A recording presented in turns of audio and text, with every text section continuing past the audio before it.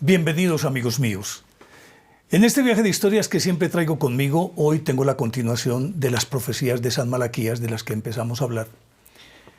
Y que para recapitular así muy rápidamente, recordemos que empezaron a funcionar estas profecías emitidas por él y que de acuerdo con San Bernardo de Claraval fueron legítimas, fueron escritas por San Malaquías, pero que se perdieron en el tiempo y apenas en 1525 repuntaron por allá en un monasterio cisterciense en el que supuestamente se habían guardado estas profecías. Y un monje de apellido de Wyss las dio a conocer. Y estas funcionaban a partir de 1143. Es decir, que si él las publicó en 1525, lo que hizo de 1143 hasta allá, algunos dicen, fue simplemente hablar sobre los hechos ya cumplidos, ya habían pasado sus papados. Y hasta ese momento, pues entonces se suponía que simplemente esto era una patraña, era un documento fantástico, característico de la Edad Media. Pero una vez que a partir de 1590, cuando ya la gente empezó realmente a conocerlo todo, de ahí en adelante, estas profecías que consisten en que a cada papa él le asigna un lema que de por sí explica o su personalidad, o su procedencia, o un hecho característico de su papado o de antes de su papado que lo haya marcado a él. Y resulta que uno se queda sorprendido por lo que encuentra. Yo empecé hablando de Pío VI, el papa peregrino, que le tocó la Revolución Francesa y perseguido por la Revolución Francesa y por las fuerzas opositoras o enemigas del papado, tuvo que peregrinar durante prácticamente todo su pontificado, Pío VI. Y a él aparece en las profecías de Malaquías, aparece como el papa peregrino. Y yo traje aquí algunas que me parece interesante, que por lo menos le dan a uno indicios de que algo tiene de fondo. Miren ustedes.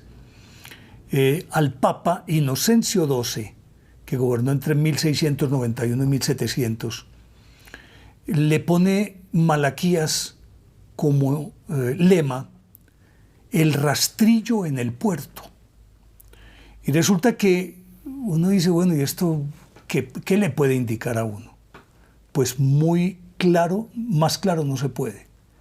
El puerto es Nápoles, él nació en Nápoles, de una familia muy poderosa. Y el escudo de armas de la familia Pignatelli del Rastello, que así se llamaba la familia, llevaba la imagen de un rastrillo en su escudo. Y dice Pignatelli del Rastello, del rastrillo. Y entonces, si Malaquías dice que es el rastrillo en el puerto, uno tiene que creerle. Y estamos hablando de un papa de 1691 a 1700. Miren, por ejemplo, este otro, que es Clemente XI, que había nacido en la ciudad italiana de Urbino, en la que el escudo de armas de la ciudad hay una guirnalda de flores. Y a él, Malaquías lo define como rodeado de flores. Bueno, lo pone a uno a pensar un poquito. A otro papa, que fue Gregorio XVI, le dice de Valneris Etruria. Y resulta que él venía de una orden y estuvo prácticamente toda su vida como monje en una orden camaldulense que fue fundada en Balneum, en Etruria, y allí estuvo él prácticamente en toda su formación. Y le dice de Balneus Etruria, como para mencionar pues así algunos que son, yo creo que muy significativos, o por lo menos lo llevan a uno a pensar que algo de fondo tiene que haber. Por ejemplo, Clemente XIII lo define como la rosa de Umbría. Y resulta que Clemente XIII, que gobernó entre 1758 y 1769, antes de su elección, fue durante muchísimo tiempo gobernador de la ciudad de Rieti, en la Umbría. Y el emblema de la ciudad era precisamente una rosa. Está en el escudo de la ciudad. Y a él lo define como la rosa de Umbría. A otro papa que fue Pío VI, del que ya les hablé, el papa peregrino, porque fue perseguido durante muchísimo tiempo durante la Revolución Francesa, y de hecho murió en el exilio. Ni siquiera pudo volver a Roma. Pero al sucesor de este, que fue Pío VII, ay, la historia de este sí es... La historia de Pío VII sí es muy brava. Y quiero contarlo aquí para que se entienda muy bien. Pío VII fue elegido en 1799. Resulta que Napoleón quería apoderarse a como diera lugar de todos los estados pontificios y de todos los tesoros del Vaticano. Y a este lo metió en una encrucijada. Le hizo pagar 30 millones de escudos, que era, se supone, billones hoy. Y aparte de eso le exigió que le tenía que entregar 500 de los documentos más importantes que tuviera en la Biblioteca Vaticana. Y de las obras de arte tenía que entregarle las 100 que él escogiera, las mejores 100 obras pictóricas, escultóricas que tuviese el Vaticano. Que si lo hubiera querido, pues dice, me llevo la Pietà, y se la lleva, que está en la Basílica de San Pedro, la obra de Miguel Ángel. Pero resulta que el Papa siempre le opuso resistencia, aunque no podía con el poderío de Napoleón. Y resulta que él lo llevó a su coronación en 1804, porque se suponía que el Papa, al coronarlo, lo legitimaba como emperador de Francia. Y era lo que habían hecho todos los reyes y emperadores hasta ahí. Es decir, que el Papa era quien debía coronarlos para que se supiera y se aceptara oficialmente que el poder dimanaba de Dios, venía de Dios, y por lo tanto era legítimo si el Papa ceñía la corona en sus sienes. Pues bien, Napoleón llegó a la coronación y la ceremonia iba supremamente bien. Pero en el momento de coronarlo, cuando el Papa tenía la corona en la mano, él se la quitó y él mismo se la puso, diciendo, ¿cuál? Que no viene de ningún Dios, ni viene de ninguna parte, este poder es mío, yo lo conseguí, es mío. Con todo y ello, el Papa le seguía ofreciendo mucha resistencia, hasta que no se aguantó. Y lo secuestró, se lo llevó para Francia. Y lo tuvo ahí, en Francia, de 1808 a 1814, cuando ya prácticamente él había caído, Napoleón. Y por lo tanto fue una lucha,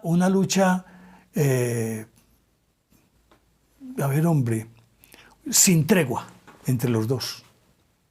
El uno desde su autoridad moral y el otro desde su poder militar. Y entonces Malaquías define a este Papa, a Pío VII, como el águila rapaz. Y obviamente que aquí, para poderlo entender, habría que recordar que Napoleón tenía en su escudo un águila rapaz. Y recordemos que un águila rapaz es supremamente agresiva. A él le tocó lidiar con esa águila rapaz. Pero también el trasfondo de este es que era un águila rapaz espiritual, que fue capaz de enfrentarlo y que nunca dio su brazo a torcer, y por mucho que Napoleón lo haya tenido secuestrado, de 1808 a 1814, jamás lo pudo doblegar.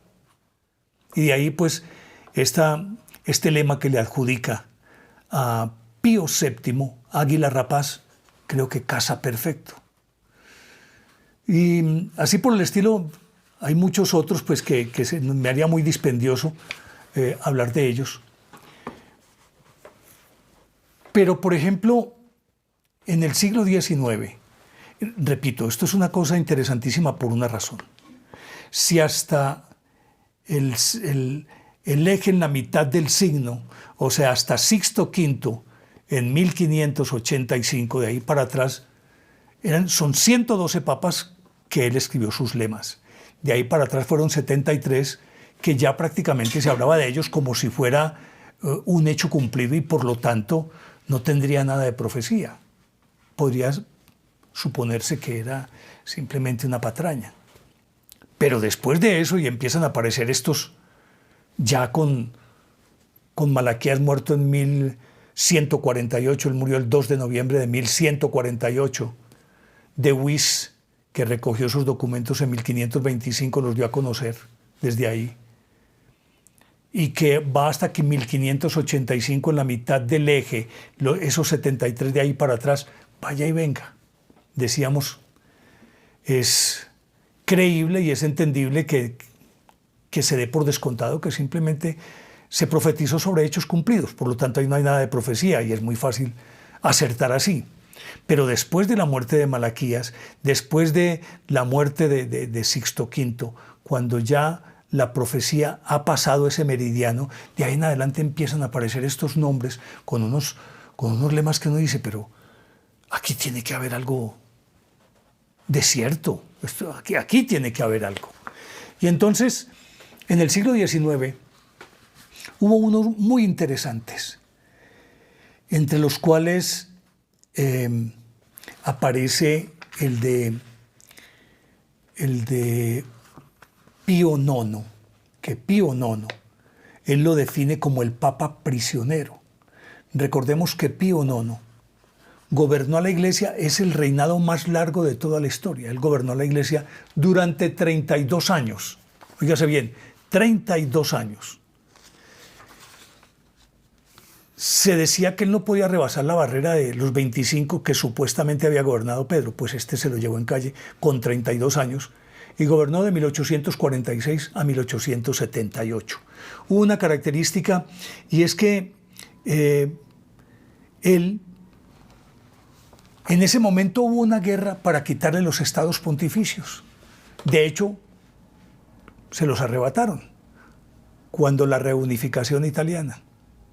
Entonces él quedó prácticamente confinado en el Vaticano y a partir de ese momento se le conoce como el Papa prisionero. Estuvo prisionero durante todo ese tiempo, no pudo salir porque, si bien es cierto, el Vaticano constituía como una especie de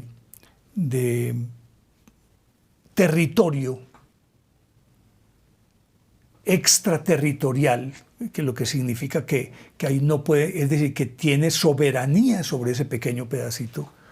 No menos cierto era que los estados pontificios eran más de la mitad de Italia y se los habían quitado. Pero más allá de las posesiones terrenales, era el hecho de que él no pudiera ejercer ni salir como papa. Si salía como papa de ahí, podían apresarlo. Luego, papa prisionero. Así justamente lo define Malaquías. La cruz por la cruz. En otro lado se entiende como el Papa prisionero. Pío IX. Pero después de Pío IX viene otro que es bien interesante porque además entre los dos, entre este Pío IX, que gobernó 32 años a la Iglesia entre 1846 y 1878, fue sucedido por el Papa, este Pío IX se llamaba Juan María Mastay, y lo reemplazó Víctor Pecci, que tomó el nombre de León XIII. León XIII se distinguió porque fue el primer papa que le metió el diente al tema social, es decir, a las penurias de los obreros, a la equidad, a la justicia, todo esto fue el primero. Y en ese momento de tanta anarquía y de tantos movimientos que estaban acabando con las monarquías, se asume que él fue como una especie de luz en el cielo. Y sobre todo porque fue el que brilló. Y además porque fue el primer papa, porque este gobernó de 1878 a 1903. Fueron 25 años. Fue el cuarto papado más largo, porque el tercero fue el de Juan Pablo II, que fueron 27. Y entonces a él le dicen luz en el cielo. Y luz en el cielo porque además en el escudo de su familia, que él era también noble, en el escudo de su familia hay una estrella que se antoja como un cometa, una estrella fugaz. Se ve la estela, se ve la estrella y se ve que como si pasara fugazmente. Pero aparte de eso, su trabajo social fue como abrirle los ojos al pueblo. Es decir, fue una luz en el cielo que iluminó a la gente. Este es el caso, pues, de León XIII. que murió en 1903. Pero ahora viene la parte más interesante de todo esto, pero no se las alcanzo a contar hoy, porque estas otras que voy a traer no admiten discusión. Ahí sí uno dice, sí señor, tiene toda la razón. Pero será en el próximo capítulo porque aquí ya se me acabó el tiempo. Así que a ustedes muchísimas gracias por acompañarme. Si les gustó, denle me gusta. Activen la campanita para recibir notificaciones. Comenten y compartan estos temas con sus amistades. Y suscríbanse en mi canal de YouTube, Néstor Armando Alzate Ilógico. Es mi canal oficial. Ahora la pregunta que les dejo es, ¿les parece lógico o ilógico lo que les he contado? Ustedes lo deciden. Chao.